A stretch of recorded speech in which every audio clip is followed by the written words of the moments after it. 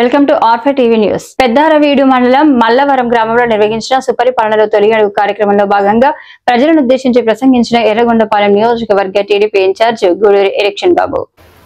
బస్సులో ప్రయాణం చేస్తే టికెట్ కి డబ్బులు ఇవ్వకుండా ఉచిత బస్సు ప్రయాణాన్ని రేపు 15 రోజుల తర్వాత మీరు ప్రతి బస్సులో టికెట్ లేకుండా ప్రయాణాన్ని మీకు కల్పిస్తున్నారు ఈ రాష్ట్ర ప్రభుత్వం, ముఖ్యమంత్రి నారా చంద్రబాబు నాయుడు. ఇవన్నీ కూడా ఎన్నికల ముందు మనం అధికారంలో లేనప్పుడు చెప్పాం, వాటిని మనం సాధించాం. గతంలో వైసీపీ అధికారం ఉన్నప్పుడు ఆ రోజు చెప్పారు, మహిళల దగ్గరికి వచ్చాడు జగన్మోహన్ రెడ్డి, నెత్తి మీద చేయి పెట్టాడు, ముద్దులు పెట్టాడు, నీ ఇంట్లో ఎంతమంది పిల్లలు ఉంటే అందరికి డబ్బులు ఇస్తానని ఆఖరికి ముఖ్యమంత్రి అయినాక ఒకరికే ఇచ్చారు, చేతులు ఎత్తేసి.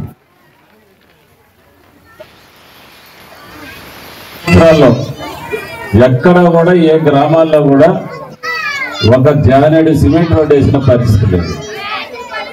మేము వచ్చినాం, ఈ ప్రభుత్వం వచ్చిన తర్వాత ఈ నియోజకవర్గంలో 176 కోట్ల రూపాయల అభివృద్ధి చేశాం మేము ఈ సంవత్సరంలోనే. మీ గ్రామంలోనే దగ్గర 25 లక్షల వరకు సిమెంట్ రోడ్లు వేసాం. ఇప్పుడే నేను ఎస్సీ పాలెనికి వెళ్ళాను, అక్కడ మహిళలందరూ అడిగారు ఇంకా కొన్ని రోడ్లు పూర్తి కావాలి, అవి చేయమని చెప్పి నన్ను అడగటం జరిగింది. మీకు ఈరోజు మాట ఇస్తా ఉన్నాం, రేపు 2వ విడతలో ఎస్సీ పాలెంలో ఒక మట్టి రోడ్డు కూడా లేకుండా చేస్తా, అన్ని సిమెంట్ రోడ్లు వేపిస్తానని తెలియజేసుకుంటాను. అంటే మీరు ఆలోచించండి, ఎప్పుడు కూడా తెలుగుదేశం పార్టీ అధికారంలో ఉన్నప్పుడే అభివృద్ధి జరిగింది ఈ గ్రామంలో. నుంచి 19 సంవత్సరం వరకు వేసిన రోడ్లే, పోయిన 5 సంవత్సరాలు ఎవరు కూడా ఒక 3 రోడ్డు వేసిన పాపం పోలే. మళ్ళీ ఈరోజు మనం వచ్చాం, మళ్ళీ మనమే వేస్తా ఉన్నాం. ఇవే కాదు, పోయిన 5 సంవత్సరాల్లో ఒక దళిత బిడ్డకు కూడా ఎస్సీలకు ఒక్క లోన్ ఇచ్చిన పాపాన్ని పోలే. ఈరోజు మళ్ళీ ఎస్సీ కార్పొరేషన్ ద్వారా, బీసీ కార్పొరేషన్ ద్వారా మనం త్వరలో లోన్లు కూడా మీ అందరికి కూడా ఇవ్వబోతా ఉన్నాం. ఇంకా పెన్షన్లు అర్హులు ఎవరైతే ఉన్నారో, ఇందాక ఒక పాప నేను వెళ్ళాం, ఒక పాప వచ్చి నీ మాటలు లేవు పాపం, అమ్మాయి మూగమ్మాయి, ఆ అమ్మాయికి పెన్షన్ కావాలని అడిగింది. ఖచ్చితంగా సదరన్ సర్టిఫికేట్ ఆ అమ్మాయికి ఇప్పించండి, రేపు కొత్త పెన్షన్లో అమ్మాయికి పెన్షన్ ఇప్పిస్తామని చెప్పేసి కూడా మేము తెలియజేసుకుంటా ఉన్నాను. ఇంకా అర్హులు ఎవరైనా పెన్షన్లు కావాల్సిన వాళ్ళు ఎవరైనా ఉంటే మీరు రేపు కొత్త హోటల్లో పెట్టుకోండి, ఖచ్చితంగా వాటిని కూడా మరి ప్రభుత్వం ద్వారా ఇప్పిస్తామని చెప్పేసి కూడా మీకు అందరికీ తెలియజేసుకుంటా ఉన్నా. గత 5 సంవత్సరాల్లో ఎక్కడ కూడా ఒక ఇల్లు కట్టలే వైసీపీ ప్రభుత్వం, ఒక్క ఇల్లు కట్టిన పాపాను వల్ల. మళ్ళీ మనం ఈరోజు మన ప్రభుత్వం వచ్చింది, ఎన్డీఏ కూటమి ప్రభుత్వం రాష్ట్రంలో అధికారంలో ఉంది.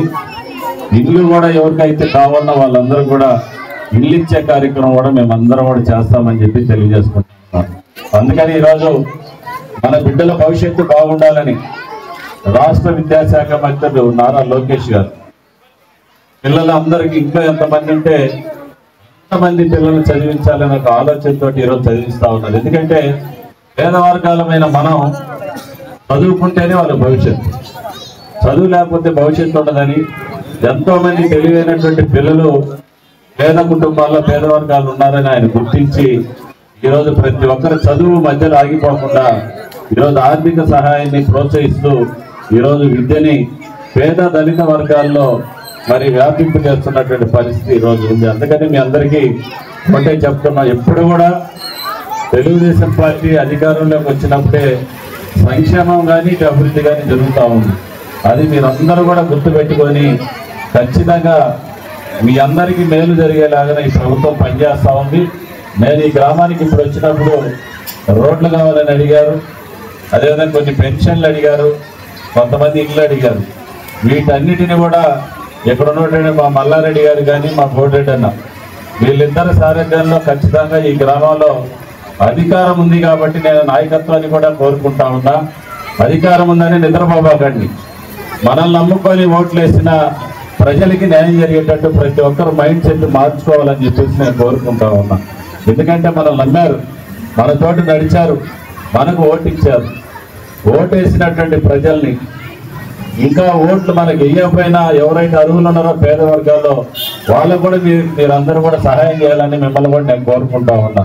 పార్టీలకు అతీతంగా పెన్షన్లు కానీ ఇల్లు కానీ అన్ని ప్రతి ఒక్క ప్రభుత్వం నుంచి వచ్చేటటువంటి ప్రతి సంక్షేమ కార్యక్రమాన్ని పేద వర్గాలకు మీరు తీసుకెళ్ళండి. ఖచ్చితంగా ఈ ఊర్లో మార్పు, పెద్ద మార్పు మీరు చూడబోతారని చెప్పేసి నాయకులందరూ కూడా నేను తెలియజేసుకుంటా ఉన్నా. ఎందుకంటే మీ దయ వల్ల, మీరు వేసినటువంటి ఓట్ల వల్ల ఈరోజు మనమైతే ఇక్కడ ఓడిపోవచ్చు, కానీ రాష్ట్రంలో 164 సీట్లు వచ్చాయి. ఈరోజు ప్రభుత్వం రాష్ట్రంలో అధికారంలో ఉంది. మీరు ఇచ్చినటువంటి అధికారాన్ని మీకోసం పనిచేయాలి. మేము మీ అవసరాలు తీర్చాలి. అధికారంలో ఉన్నప్పుడే ప్రజలను దగ్గర తీసుకోవాలి. గ్రామానికి కావాల్సినటువంటి అభివృద్ధి మనం చేసుకోవాలని చెప్పేసి తెలియజేసుకుంటూ, అదేవిధంగా ఇక్కడ బోడిరెడ్డి అన్నకి ఈ గ్రామానికి ఒక మంచి గుర్తు, మొత్తం 11 పంచాయతీల మీద గా కూడా బోడిరెడ్డి అన్నగారిని ఈ మధ్యనే మనం రైతులకు సంబంధించినటువంటి బ్యాంకు చైర్మన్ గా ఆయన మనం కూడా నియమించడం జరిగింది.